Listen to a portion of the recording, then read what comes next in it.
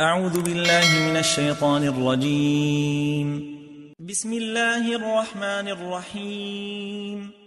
وإذ واعدنا موسى 40 ليلة ثم اتخذتم العجل من بعده وأنتم ظالمون ثم عفونا عنكم من بعد ذلك لعلكم تشكرون. وإذ آتينا موسى الكتاب والفرقان لعلكم تهتدون. وإذ قال موسى لقومه يا قوم إنكم ظلمتم أنفسكم باتخاذكم العجل فتوبوا إلى بارئكم فاقتلوا أنفسكم ذلكم خير لكم عند بارئكم فتاب عليكم إنه هو التواب الرحيم.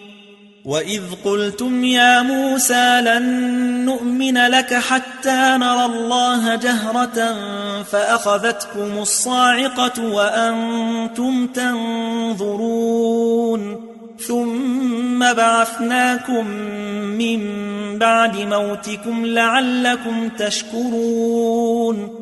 وظللنا عليكم الغمام وأنزلنا عليكم المن والسلوى كلوا من طيبات ما رزقناكم وما ظلمونا ولكن كانوا أنفسهم يظلمون. وإذ قلنا ادخلوا هذه القرية فكلوا منها حيث شئتم رغدا وادخلوا الباب سجدا وقولوا حطة نغفر لكم خطاياكم وسنزيد المحسنين.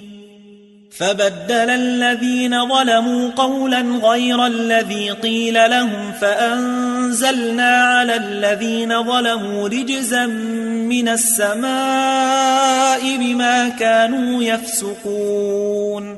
وإذ استسقى موسى لقومه فقلنا اضرب بعصاك الحجر فانفجرت منه 12 عينا قد علم كل أناس مشربهم كلوا واشربوا من رزق الله ولا تعثوا في الأرض مفسدين.